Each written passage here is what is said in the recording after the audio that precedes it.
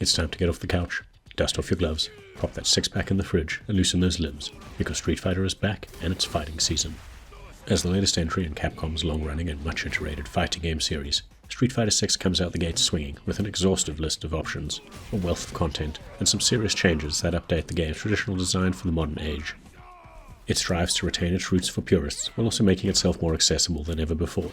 A high-wire act for any long-running series, but Capcom manages to balance on that tripwire gracefully, while delivering one of the most comprehensive and fully featured fighters at launch. Street Fighter 6 breaks itself down into three categories. World Tour is, essentially, Street Fighter the action RPG. Battle Hub is a shared social space for all things related to online play, and Fighting Ground is where you'll find the more traditional fighting game modes and training.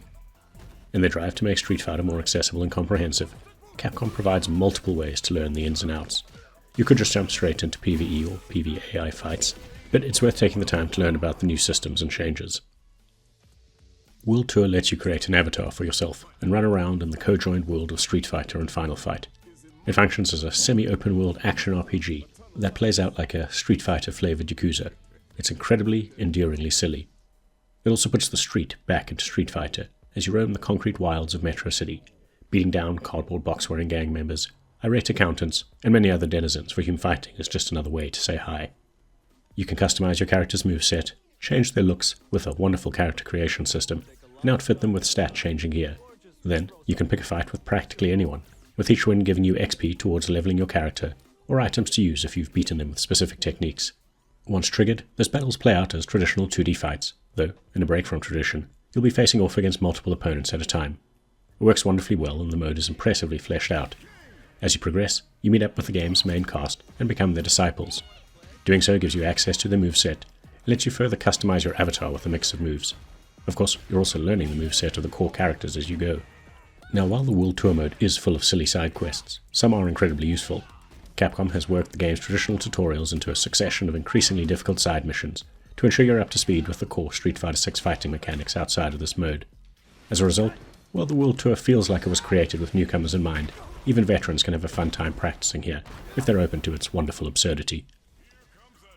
Once you're done with the World Tour, you can bring your avatar, in their customized form, into the Battle Hub, which functions as a virtual online arcade for you to run around in. It's a wonderful space meant to evoke the classic arcade experience, where you would sit around waiting for your turn on a machine.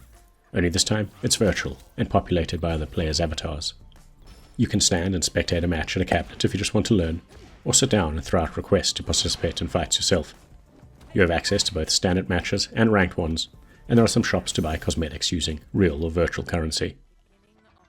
Finally, Fighting Ground is where you'll discover the more traditional menus and game modes, including direct access to online matches if you don't feel like running around the Battle Hub's virtual space to pick a fight.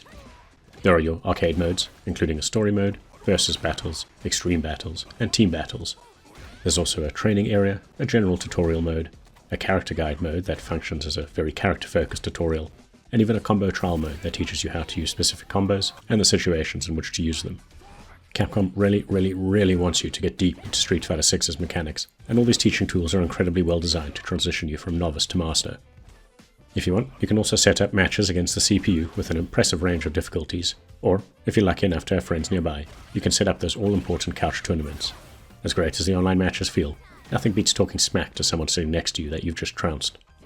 And, if all of that wasn't enough, there's also a virtual arcade to play some classic Capcom titles on, and a gallery to view unlocked cutscenes, artwork, and music.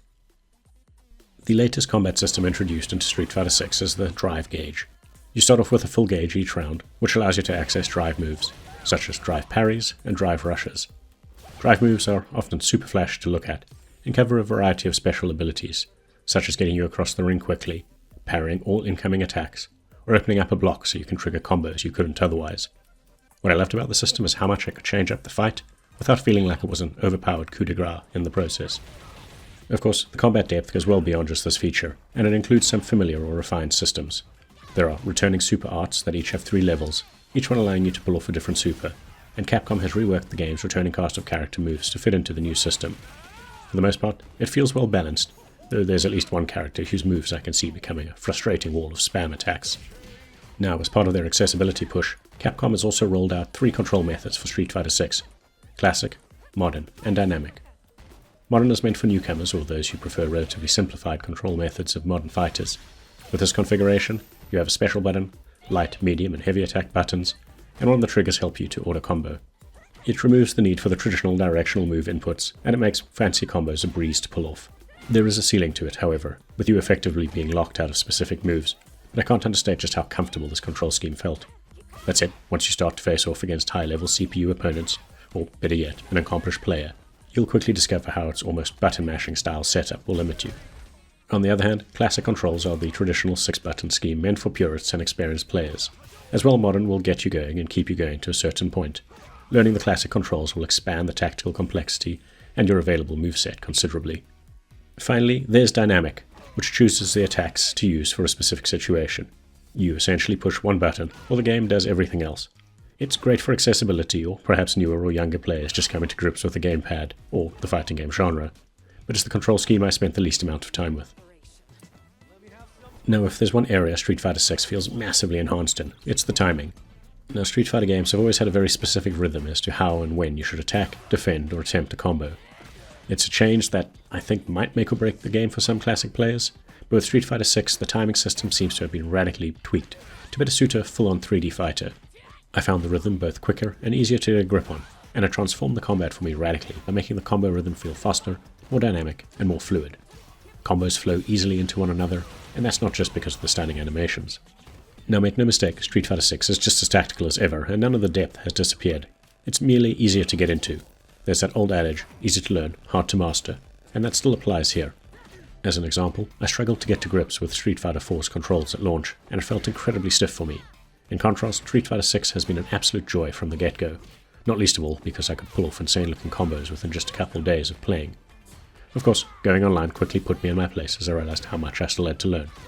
However, instead of coming away feeling demoralized, I was stoked to jump back into more World Tour missions, more training, and then more online matches as I could both feel and see myself grow. Street Fighter 6 really does come out swinging, and takes into account all this criticism leveled at Street Fighter 5 at launch.